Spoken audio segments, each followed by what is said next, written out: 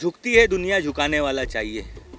एक बंदा जेल में बैठ के भी इतना डरा दिया है कि संडास जाने के लिए भी 4 लोग जा रहे हैं। तो देखो, छोटे को तो हर कोई दबाता है।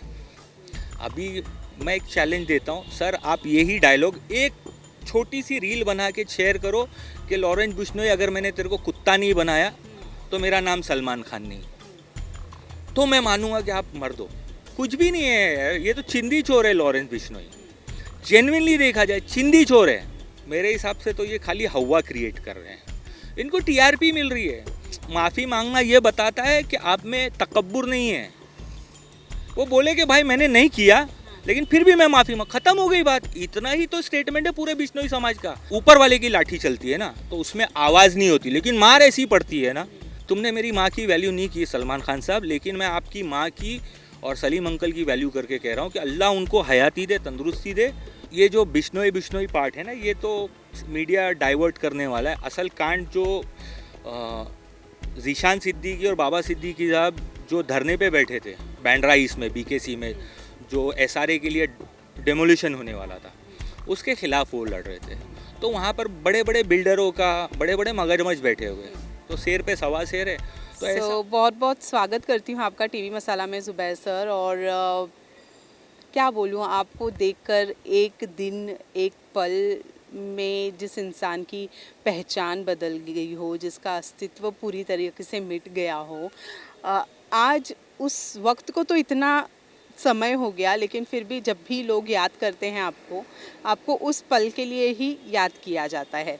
लेकिन आप जब उस पल को याद करते हैं तो क्या दिमाग में आता है? गुस्सा आता है, थोड़ा सा इरिटेशन होती है, और बस अच्छा एक्सपीरियंस नहीं था। यू नो, खुद के लिए यानी यानी आजकल ट्रोलिंग करना जो है ना, वो बहुत इजी हो गया है। इंटरनेट सस्ता है, फ़ोन सस्ता है, लगे हुए हर इंसान के पास अपना एक ओपिनियन होता है। तो सब अपने ओपिनियंस दे रहे हैं। जिसको एक्सपीरियंस नहीं है वो भी ओपिनियन दे रहा है। जिसको मैं 26-27 साल हो गए मैंने इस इंडस्ट्री को दिया है, मैं काम सीखा है, चाहे वो डायरेक्शन हो, प्रोडक्शन हो, एडिटिंग हो, सिनेमाटोग्राफी हो, तो मैंने इतना टाइम दिया इसको और सीखा। और आज वो लोग बोलते हैं ना, अपना कमेंट दे रहे हैं सोशल मीडिया के ऊपर कि ऐसा, जिनको कुछ नहीं पता है। एक मीडिया हो यानी एक बिग बॉस को इन लोगों ने रियलिटी समझ ली है कि यही सच्ची ज़िंदगी है। तो मुझे काफ़ी हंसी आती है ऐसे लोगों को देख के और सोच के, जब लोग आग बोलते हैं ना कि अरे मैंने आपको बिग बॉस, मतलब आपको क्या सीखने मिला? ठीक है, क्या आपको एजुकेशन में, आपकी नॉलेज में कुछ इंक्रीमेंट हुआ? कुछ नहीं। तो मैंने तो नाम रखा था उस शो का, और अभी भी बोलता हूँ, आओ बहन चुगली करे। चुगलियों का घर है वो, बुराइयों का घर है। तो it was not meant for me, I was not fit for that place. और मैं एक्टर नहीं हूँ, तो मुझे वो तामझाम करना भी पसंद नहीं। आप लोग भी, मैं इंटरव्यू से भी पीछे भागता हूँ, क्योंकि मेरा ऐसा मानना है, अगर मेरे में टैलेंट होगा ना, तो मेरा खुद ब खुद नाम होगा। मुझे कोई कंट्रोवर्सी, छिछोरपन, राखी सावंत या वो जो XYZ जो भी मीडिया लाइमलाइट में रहने के लिए कुछ भी करते हैं, नंगे होके आ गए, कुछ भी, तो मुझे वो सब चीज़ नहीं करनी है। मैं चाहता हूँ, मेरे पास टैलेंट है, I am a writer, I can make film, I can make, बोलते ना, एक रियलिटी दुनिया को दिखाऊं। तो मुझे इंटरव्यूज़ नहीं देना है, मुझे लाइमलाइट में नहीं बने रहना है। मुझे शौक़ नहीं है कि लोग मुझे रिकग्नाइज़ करें। मुझे लो प्रोफाइल रहना बहुत पसंद है। मैं एक आम जिंदगी जीना चाहता हूँ। लेकिन बिग बॉस की वजह से एक चीज़ हो गई कि 100 में से कम 20-25 लोग तो पहचान लेते हैं। आज बैंक में गया तो जो सामने वाले ने चेक दिया था वो साइन बराबर नहीं थी। अब वो बट ऑब्वियस बैंक के कुछ प्रॉब्लम होते हैं, लेकिन एक फ़ायदा ये हुआ कि अरे सर मैं आपको आप कहाँ देखा हूँ? तो मतलब सर आपने, अच्छा अच्छा अच्छा अच्छा, तो उन्होंने फ़ौरन काम कर दिया। तो ऐसा बहुत टाइम पे, बोलते हैं ना, इसका फ़ायदा भी होता है, इसका नुकसान भी है, बस। लेकिन आपने कहा कि गलती थी ज़िंदगी की सबसे बड़ी। इस गलती के जिम्मेदार आप सलमान खान को कितना मानते 50% मैं ख़ुद को ज़िम्मेदार मानता हूँ। उसके बाद में सलमान खान साहब को ज़िम्मेदार मानता हूँ। और उन्होंने अभी मैंने अभी तक वो कुछ देखा ही नहीं था। अभी कोई मेरे फ्रेंड आए थे तो उन लोगों ने लगाए थे, तो मैंने वो देखा वो पूरा एपिसोड। मुझे बहुत बुरा लगा और बहुत शॉक फील हुआ। मुझे तब समझ में आया कि मेरी अम्मी क्यों रोए थी और क्यों प्रॉब्लम हुआ था। तो देखो, छोटे को तो हर कोई दबाता है। अभी मैं एक चैलेंज देता हूँ, सर आप यही डायलॉग एक छोटी सी रील बना के शेयर करो कि लॉरेंस बिश्नोई, अगर मैंने तेरे को कुत्ता नहीं बनाया तो मेरा नाम सलमान खान नहीं, तो मैं मानूंगा कि आप मर्द हो। समझे? कमज़ोर को हर कोई दबाता है यार। मेरे देखो ना, डॉक्टर जाकिर नायक, एटीएस, फलाना ढिमका, आतंकवादी, ये वो फलाने, उनके साथ में लड़ा। मुझे बिग बॉस में क्यों बुलाया गया? डॉक्टर जाकिर नायक के ईडी में सारे अकाउंट्स बंद करवाना। मैं मुसलमान हूँ, इसका मतलब ये नहीं कि अगर मेरा कोई मुसलमान गलत कर रहा है तो मैं उसके खिलाफ आवाज़। इस्लाम ये नहीं सिखाता है, गलत को गलत बोलो और सही को सही बोलो। तो मैंने वही किया। माँ बहन की गालियाँ देते हैं वहाँ पे, मारते हैं। मैंने ऐसा कुछ नहीं किया था। सलमान खान ने, मेरे पास वो है और मैंने वो शेयर भी किया है इंस्टाग्राम के ऊपर, कि सलमान खान ने चिढ़ के, बिकॉज वो बंदी, कुछ इंसान ऐसे होते हैं कि आपकी दिमाग की नस पे चढ़ जाते हैं। तो जब तक चल रहा था ठीक है, जिसको मैंने 2 रुपीज़ औरत बोला उसी को सलमान खान वाही, अरे तू तो अब तो चुप कर वाहियात औरत। तो आप करे तो चमत्कार, एक आम इंसान करे तो बलात्कार।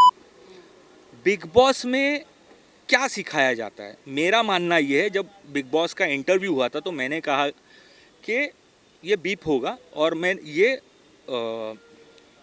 चीज़ एंडीमॉल और कलर्स के पास मेरा टेप है बाकायदा। उन्होंने मेरे से पूछा था आप बिग बॉस के बारे में क्या सोचते हो, तो मैंने कहा बिग बॉस मेरे लिए ये है कि आओ बहन चुगली करे, सिवाय बुराई इसकी इधर की उधर करने के अलावा और कोई शो नहीं है। कुछ यानी इससे कोई आपका नॉलेज नहीं बढ़ता है। एंटरटेनमेंट इन टर्म्स, लड़ाई इज़ नॉट अ एंटरटेनमेंट। तो मैंने ये चीज़ कही। फिर उन्होंने पूछा कि सलमान खान आपको एज ए होस्ट कैसे लगते हैं, तो मेरा ये जवाब था, मुझे पता नहीं सलमान खान साहब ने ये देखा या नहीं देखा, मेरा ये जवाब था कि 17-18 चूतियों को हैंडल करने के लिए उससे बड़ा चूतिया नहीं। सीधी सी बात है ना। तो अब उन्होंने मुझे कहा कि कसम खुदा की तुझे कुत्ता नहीं बनाऊंगा। तो मेरे दिमाग में आया, मैंने केस किया। ठीक है, जो भी चीज़ थी, बहुत सारी चीज़ें बैकलैश मिला, इंडस्ट्री, एक सब ने मेरा फ़ोन ब्लॉक पे डाल दिया और उसका खामियाजा मैं आज तक भुगत रहा हूँ। अभी आपने देखा, मैं छोटे मोटे रेस्टोरेंट, कैंटीन खाने का चला रहा हूँ। तो यही चीज़ है कि भैया आपकी ताकत से आप किसी का फ़ायदा नहीं कर सकते तो नुकसान भी मत करो, ठीक है? और आप अपने आप को बहुत अच्छा इंसान कहला रहे हो, आप इतने डेरे। मुझे भी बहुत धमकी आ रही थी जब मैं बिग बॉस से निकला, मैंने केस किया तो मुझे बहुत कराची कहाँ से फ़ोन आ रहे थे, दुबई से, सब अलग अलग जगह से नंबर, इंटरनेशनल नंबर से मुझे धमकियाँ आ रही थी। मैंने तो कोई बॉडीगार्ड नहीं मांगा ना। मौत है तो यार बॉडीगार्ड के बीच में आ जाएगी। राजीव गांधी तो एक्स प्राइम मिनिस्टर उड़ा दिए, sitting prime minister Indira Gandhi उनको उड़ा दिए। तो इट इज़ नॉट, अभी कल ही नॉर्वे में कहीं एक्स प्रेसिडेंट की कॉन्वॉय के ऊपर फायरिंग हुई, वो मैंने वीडियो देखा। तो मौत तो बरहक है। अल्लाह फरमाता है कुरान मजीद में, कुल्लू नफ्सिन जायकातुल मौत, हर किसी को मौत का मज़ा चखना है।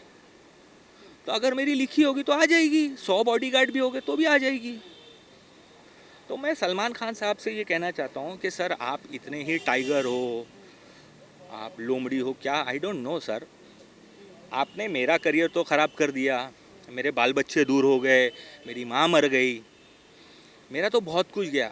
और सलमान साहब आपको मैं ये कहना चाहूँगा सर कि सुबह होती है तो शाम भी होती है।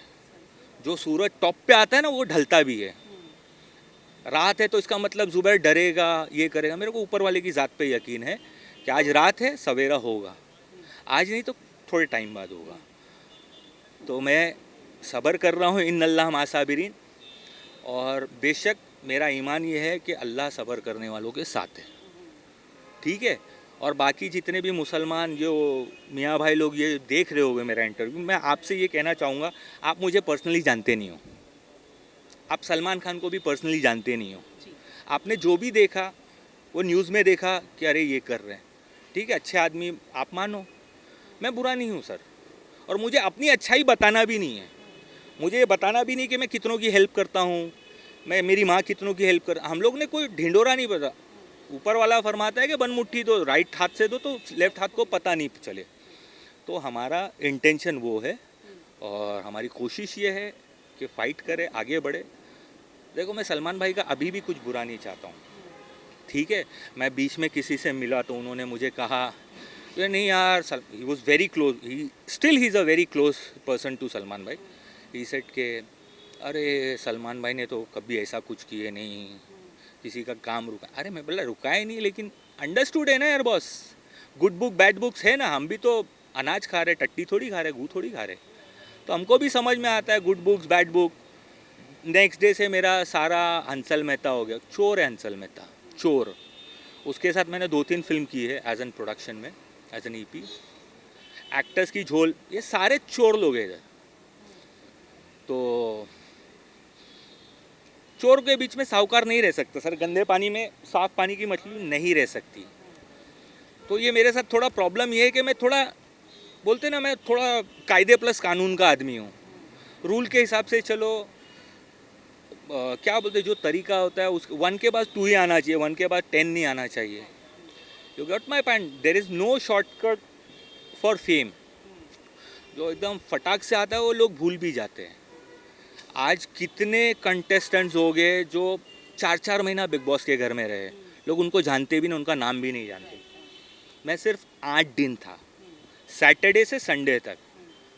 अल्हम्दुलिल्लाह आज भी 8 साल हो गए, लोग मुझे जानते हैं, फेस से पहचानते हैं।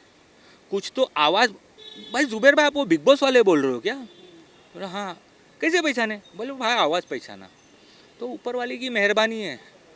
लेकिन आपको लगता है कर्मा रिटर्न्स जो हम कहते हैं, उन्होंने आपके साथ किया? आज जो भी उनके साथ है, जो बिश्नोई जो भी धमकी दे रहा है, सब कर रहा है, लगता है कर्मा रिटर्न हुआ है और आज उनके साथ जो भी हो रहा है वो कहीं ना कहीं उन्हीं के कर्मों का ये है। ये देखिए मेरा इंस्टाग्राम का प्रोफाइल है, believe in karma and humanity.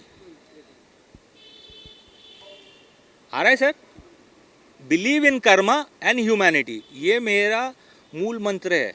जब से मैंने होश संभाला, यानी 16-17 साल का हुआ ना, थोड़ा समझदारी आई, तो मैं कोई ऐसा जात धर्म के आधार पे अपने को बड़ा नहीं समझता हूँ। सब एक है, जितनी अच्छाई करोगे उतना आप ऊपर वालों की नज़र में बड़ा बनोगे। तो मैं कर्मा में बिलीव करता हूँ। अच्छा बुरा सही गलत वो ऊपर वाला करेगा। मैं अभी भी सलमान खान साहब के लिए दुआ करूँगा ऊपर वाले से कि अल्लाह उनको सलामत रखे। और देखिए उन्होंने तो मेरा बुरा किया, ठीक है, नेशनल टेलीविज़न के ऊपर आज भी आप देखोगे वायरल होता है वो। तो मेरा बुरा तो हो गया, ठीक है, वक्त था वो गुज़र गया।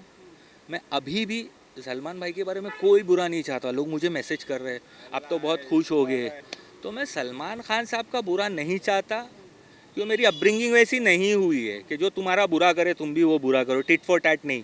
वो कभी कभार होता है, वो केस कर दिया टिट फॉर टैट में, तो मेरे को कुछ हासिल नहीं हुआ उस चीज़ से। और झुकती है दुनिया, झुकाने वाला चाहिए। एक बंदा जेल में बैठ के भी इतना डरा दिया है कि संडास जाने के लिए भी 4 लोग जा रहे हैं। तो कहीं ना यार बॉस हो गया ना, हमने भी टाइम देखा, अभी आप देखो। लेकिन मैं अभी भी दुआ करूँगा कि अल्लाह आपकी हिफाजत करे, आपके माँ बाप को कोई ऐसा दुख नहीं हो कि मेरा बेटा परेशानी में हो। मेरी माँ पे क्या बीती होगी वो मुझे पता है, उसका हिसाब हश्र के मैदान में होगा। मैंने तो छोड़ दिया, ऊपर वाले के ऊपर छोड़ दिया। और मैंने ये चीज़, मेरी माँ बोलती थी बेटा जब ऊपर वाले की लाठी चलती है ना तो उसमें आवाज़ नहीं होती, लेकिन मार ऐसी पड़ती है ना। तो आज मेरे को कोई खुशी नहीं है, लोग मुझे बोलते खुश नहीं हूँ मैं, आई एम सैड। उनकी माँ बाप पे क्या गुजर रहा होगा, क्योंकि मैंने मेरी माँ का हाल देखा है ना बॉस। देखो, हर इंसान को ना अपनी माँ बाप बहुत प्यारे होते हैं। तो जो इंसान अपने माँ बाप से प्यार करता है ना, वो दूसरों के भी माँ बाप की वैल्यू करेगा। तुमने मेरी माँ की वैल्यू नहीं की सलमान खान साहब, लेकिन मैं आपकी माँ की और सलीम अंकल की वैल्यू करके कह रहा हूँ कि अल्लाह उनको हयाती दे, तंदुरुस्ती दे, और उनका साया आपके ऊपर सलामत रखे, और आप भी सलामत रहो। ये मेरी दुआ है, और यही कहना चाहता हूँ बस। You have been a part of politics भी के भी हिस्सा रहे हैं। जिस हिसाब से अभी बाबा सिद्दीकी पर गोली चलाई गई है, आपको लगता है पॉलिटिक्स भी कहीं ना कहीं सेफ नहीं रहा है अभी? नहीं, it is not about politics. Baba Siddiqui साहब एक सखी इंसान थे। लोगों की मदद करना, लॉकडाउन में आप देखिएगा बैंड्रा ईस्ट में जो ज़ीशान ने काम किया है, बाबा सिद्दीकी सर ने काम किया, मरहूम ने, अल्लाह उनकी मग़फ़िरत फरमाए, उन्होंने काम किया है। तो ये जो बिश्नोई बिश्नोई पार्ट है ना, ये तो मीडिया डाइवर्ट करने वाला है। असल कांड जो ज़ीशान सिद्दीकी और बाबा सिद्दीकी साहब जो धरने पे बैठे थे बैंड्रा ईस्ट में, बीकेसी में, जो एसआरए के लिए डेमोलिशन होने वाला था, उसके खिलाफ वो लड़ रहे थे। तो वहाँ पर बड़े बड़े बिल्डरों का बड़े बड़े मगरमच्छ बैठे हुए, तो शेर पे सवा शेर है। तो ऐसा हो गया है उनके साथ में। ये कोई लॉरेंस बिश्नोई मुझे तो नहीं लगता, क्योंकि हमारा एक छोटा सा घर है वहाँ पे रीडेवलपमेंट में, अम्मी के नाम पे। तो हमको पता है कि वहाँ पे क्या हो रहा था। अब जिसको नहीं पता है वो दिल्ली में बैठ, अच्छा बिश्नोई बिश्नोई। तो मीडिया का काम है सिर्फ माइंड डाइवर्ट करना, सिर्फ माइंड डाइवर्ट करना। यानी अब यहाँ पे मेरे को चोट लगी है तो लात में मार दिया किसी ने, तो यहाँ की चोट भूल गया, मैं यहाँ हाथ सहलाने लग गया। तो मीडिया का काम ये है, ये बात पे चमाट पड़ी तो ये सहलाओ, तो इधर का भूल जाएंगे। तो ये चल रहा है यार। I am very upset with the media. किस बात के लिए अपसेट हैं आप मीडिया से? ऑनेस्टी नहीं है यार। पहले पॉलिटिशियन झूठ बोलते थे तो मीडिया सच ढूंढ के लाती थी। आज मीडिया झूठ बोल रही है, पब्लिक ढूंढ के ला रही है यूट्यूब पर। तो ये फ़र्क है बस, और कुछ नहीं। और आप कुछ पूछना चाहिए? राइट। जैसे कि आपने कहा कि लॉरेंस बिश्नोई का कोई हाथ नहीं है बाबा सिद्दीकी के, लगता है आपको सलमान खान को भी सिर्फ डराया जा रहा है और उनको ऐसा कुछ नहीं किया जाएगा? अरे सर, मारने वाला मार के चला जाता है ना। अभी देखे ना आपने, हम तो बम्बई में पैदा हुए, हमने तो देखा है अंडरवर्ल्ड। हमारा एरिया आप डोंगरी है, वो तो क्या चलता था वो दौर 80s 90s का, तो हमने देखे है सर। अभी 50 का होने वाला हूँ मैं, 50 साल का, तो मैंने देखा है काफ़ी चीज़ें। कुछ भी नहीं है यार, ये तो चिंदी चोर है लॉरेंस बिश्नोई। जेन्युइनली देखा जाए चिंदी चोर है। उसको इतना बड़ा हाइप दे के आपने डॉन बना दिए। आज से 2011 में जब क्या बोलते हैं वो, अन्ना हजारे का अनशन था, वो अगेंस्ट करप्शन कुछ था क्या, कुछ तो भी अगेंस्ट, हाँ कुछ तो भी था। तो उस टाइम पे देखो अन्ना को इन लोगों ने नया गांधी बना दिए थे। आधा आधा एक एक घंटे के प्रोग्राम होते थे सारे न्यूज़ चैनल पे। गांधी जी के बाद ये ऐसा है, ये ऐसा फलाना, फिर केजरीवाल, फिर 2014 में मोदी मोदी मोदी। तो ये मीडिया है सर, पैसा दो, समझे, कुछ भी होता है। आज मैं भी 5 लाख रुपया महीना दूं मेरे पीआर को, मेरा भी हर जगह पे वो क्या बोलते हैं उसको, पैपराजी। पैपराजी ऐसा थोड़ी होता है, पैपराजी छुप के लिया जाता है। उनको ये तो आके खड़े और हाँ left left left left left, हाँ राइट राइट राइट। इनको पता ही नहीं पैपराजी का, ये ना हिंदी फिल्म इंडस्ट्री वालों को पता है। और ये भी फटके खाएंगा मेरे से। पैपराजी किसी को समझ ही नहीं है। पैपराजी में प्रिंसेस डायना मर गई 97 में, क्योंकि उसका फोटो क्लिक करने के लिए फॉलो करते करते एक्सीडेंट हो गया। दैट इज कॉल्ड, बोलते हैं ना छुपा हुआ चीज़। कहाँ छुपा हुआ है? ये जिम जा रहे आ रहे हैं, एक्टिंग नहीं है, टैलेंट नहीं है, सिर्फ मीडिया में बना रहना है, कुछ नहीं होने वाला हमारा। आपने कहा था कि जब मेरे साथ में ऐसा हुआ, मैंने केस किया सलमान खान पे, तब मुझे कराची से कॉल आए, दुबई से कॉल आए, सऊदी से कॉल आए। ये था सलमान खान का जो भी था। आप सलमान खान के अगेंस्ट गए और आपको कॉल आए, धमकी आई। लॉरेंस बिश्नोई ने उनके घर पर फायरिंग करवाई है।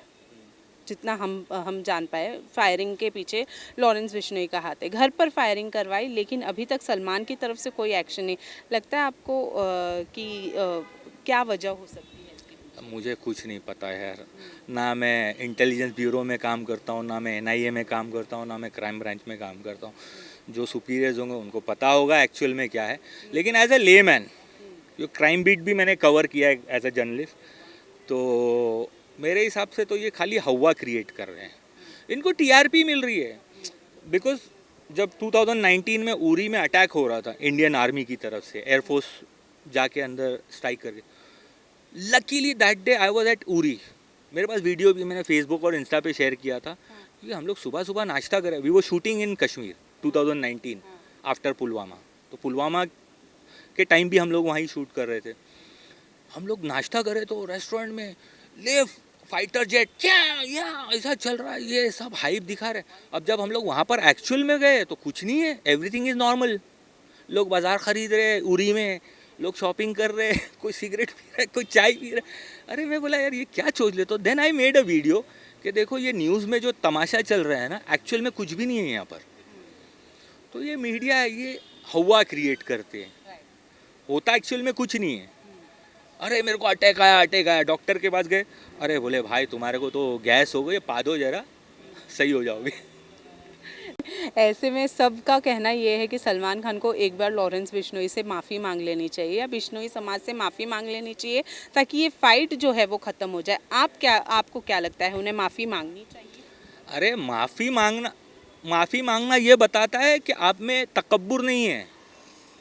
वो बोले कि भाई मैंने नहीं किया, लेकिन फिर भी मैं माफ़ी मांग, ख़त्म हो गई बात। इतना ही तो स्टेटमेंट है पूरे बिश्नोई समाज का। तब तुम्हारा साइड लेके पूरा बिश्नोई समाज खड़ा होगा सलमान भाई, आपका साइड लेके पूरा बिश्नोई समाज खड़ा होगा कि ये बंदा बोल रहा है मैंने नहीं मारा, फिर भी मैं माफ़ी मांग रहा हूँ। तो लॉरेंस के खिलाफ पूरा बिश्नोई समाज, पूरा राजस्थान आपका सपोर्ट करेगा बॉस, पूरा इंडिया आपको सपोर्ट करेगा। वहाँ पर हड्डरमी लगती है ना, मैंने गलती की, चलो ठीक है, उस टाइम पे मेरा मेंटल स्टेटस सही नहीं था, ये नहीं था, बाद में मैं सही हो गया ना बॉस। मैं चाहता तो कंटिन्यू रखता फाइट, मुझे पता है ठीक है यार, वेस्टिंग माय टाइम, दीवार पे सर मार रहा हूँ, कुछ मिल थोड़ी रहा है। तो ये चीज़ है। लकीर का फ़कीर से आपको भी जाना जाता है, एजाज़ खान को भी जाना जाता है। हाल ही में मैंने देखी, एजाज़ खान ने एक पोस्टर डाला था जिसमें उन्होंने अनाउंस किया है बाकायदा लकीर का फ़कीर 2। तो आपका एसोसिएशन उस चीज़ से क्या है? वो एज अ प्रोड्यूसर डायरेक्टर वो मेरी इंटेलेक्चुअल राइट्स है। आई विल डिसाइड किसको कास्ट करना है, किसको कास्ट नहीं करना है, as a director, as a writer, as a producer. तो लकीर का फ़कीर पार्ट 2, फर्स्ट में ये लोग मर चुके हैं, तो अभी दूसरे में कुछ अलग होगा ना, मैंने अलग लिखा है कुछ, तो वो होगा, कुछ अच्छा बताया जाएगा। तो इसका मतलब हम क्या समझे, ज़ुबैर की जो है वो फिर से एंट्री हो सकती है बॉलीवुड में? क्योंकि एक इंटरव्यू के दौरान आपने कहा था कि अब मेरा पूरा सब कुछ ख़त्म हो गया है बॉलीवुड से, अब मेरा जाना वहाँ नामुमकिन के बराबर है। तो क्या समझे इसका मतलब? नहीं, मैं आऊँगा यार, ट्राई कर रहा हूँ बॉस, लड़ते लड़ते मरूंगा ना कम से कम। मेरी अम्मी ये कहती थी हमेशा, बेटा सब कुछ हार जाना, हिम्मत मत हारना। तो सब कुछ हार के हिम्मत नहीं हारा हूँ। स्क्रिप्ट लिखी है, अपने वेले टाइम का बोलते हैं ना अच्छा उपयोग करके स्क्रिप्ट लिख रहा हूँ, वेब सीरीज़ लिख रहा हूँ, बाकी और भी काम कर रहा हूँ, इलेक्शंस के भी काम कर रहा हूँ, सारे काम कर रहा हूँ, झोल झपाटे कर रहा हूँ, इन टर्म किसी को बेवकूफ़ नहीं बना रहा हूँ, काम कर रहा हूँ। और रहा सवाल, क्या बोलूँ मैं यार इसको, कोशिश कर रहा हूँ, 2-3 अच्छे लोग मिले भी हैं जो इन्वेस्ट करना चाह रहे हैं, देखते हैं कब तक क्या होता है। वक्त से पहले और मुकद्दर से ज़्यादा किसी को ना कुछ मिला है ना मिलेगा। मेरी लकीर का फ़कीर की एंड में ये मैसेज है कि डायरेक्टेड बाय नहीं, अब मैसेज बाय ज़ुबैर खान के वक्त से पहले और मुकद्दर से ज़्यादा किसी को ना मिला है ना मिलेगा। तो I am waiting for that कि अगर अल्लाह ने मेरे मुकद्दर में लिखा होगा तो ढूंढ के मेरे तक पहुंच जाएगा, और नहीं लिखा होगा, मैं 10 जगह घूम रहा होगा तो नहीं मिलने वाला। लेकिन क्या आप एजाज से एसोसिएट एजाज के साथ करने में इंटरेस्ट है? हाँ, करना चाहूँगा as an director actor, but उसके लायक रोल है तो एज एन एक्टर जो मैंने स्क्रिप्ट लिखी है उसके हिसाब से अभी जो एक्टर्स के लिए मैं पिच कर रहा हूँ वो होगा, तो आपको ज़रूर मैं बताऊँगा कि किस किस को मैं ले रहा हूँ इंशाल्लाह। लास्टली जाने से पहले क्या कहना चाहेंगे उन लोगों के लिए जो आपको अभी भी याद करते हैं, अभी भी प्यार करते हैं और आपकी आवाज़ से आपको पहचान लेते हैं, उनके लिए क्या कहना चाहेंगे? मैं आप सभी लोगों से और टीवी मसाला के दर्शकों से ये कहना चाहूँगा, किसी भी इंसान का फ़ैन मत बनिए सर। मैं जेन्युइनली कह रहा हूँ। एक मैं भी फ़ैन हुआ करता था कई एक्टर्स का, कई लोग, लेकिन जब मैं फिल्म इंडस्ट्री में आया तो पता चला कि हकीकत क्या है, कौन कैसा है, कौन क्या है। तो हम इनके वैनिटी के बाहर भी खड़े हुए, वैनिटी में अंदर कौन होता था, कितने अच्छे हैं, कितने सच्चे हैं, कितने लॉयल है अपने पार्टनर्स के लिए, तो हमको सबकी ABCD A to Z मालूम है। जो उनके स्पॉट वाले होते, ड्राइवर होते, वो सब आके बता देते क्या क्या हो रहा है। तो हमको बहुत सारी चीज़ ऐसे मालूम होती है जो हम पब्लिकली नहीं बोल सकते हैं। तो वो सारी चीज़ें हैं। तो आप लोगों से एक ही चीज़ कहना चाहूँगा, किसी फिल्म स्टार का या किसी का भी, देखो स्पोर्ट्समैन का भी मैं कह रहा हूँ, किसी के फ़ैन मत बनिए, उनको आप प्यार कीजिए। और ये मेरे आपको फ़ैन बनना है ना, जेन्युइनली आपको फ़ैन बनना है तो अपने माँ बाप के बनिए, क्योंकि ये वही माँ बाप है जो तकलीफ़ में रख के आपको सुख में रखते हैं। तो उनका फ़ैन बनो ना। अगर उसके बाद आपको इतनी चूल चढ़ी कि मुझे किसका फ़ैन बनना है, जो सरहदों पर खड़े हुए ना, राजस्थान, गुजरात, कच्छ, जो बॉर्डर पे खड़े हुए, हमसे कोई रिलेशन नहीं है। आज हम चैन से इसलिए सोते हैं कि वो सरहद पे जाग रहे, तो उनके फ़ैन बनो ना। पॉलिटिशियन के भी फ़ैन, मुझे इतनी हंसता हूँ मैं, कोई व्हाट्सएप के ऊपर स्टेटस रखा है, फ़ोटो रखा हुआ है फ़लाने फिल्म स्टार के साथ, फ़लाने पॉलिटिशियंस के साथ। अपनी माँ के साथ रखो भाई, अपने बाप के साथ रखो। ये बेवकूफ़ी की है। बोलते ना, एक शेर है कि बर्बादी है गुलिस्तां को, बस एक ही उल्लू काफ़ी है। हर शाख पे उल्लू बैठे हैं, अंजाम गुलिस्तां क्या होगा। तो यानी हर जगह उल्लू बैठे हुए, क्या होने वाला है बाग का। तो लैक ऑफ एजुकेशन, और हम भगवान मान लेते हैं, पॉलिटिशियन भगवान, वो हक भी रहे, मुद भी रहे, उनको आपने ये बना दिया। नहीं भाई, भगवान एक ही है, ऊपर है वो, और वो हमको सबको देख रहा है। वो भी ऊपर वाला देख के हंसता होगा, अरे मैंने इंसान बनाया था, ये तो नमूने बन गए यार। तो ये सारी चीज़ें मैं आप सभी से, जनता से रिक्वेस्ट करूँगा, किसी फिल्म स्टार का या किसी स्पोर्ट्स पर्सनालिटी का आप बोलोगे मैं विराट कोहली का फ़ैन हूँ, सर वो पैसे लेके खेल रहा है।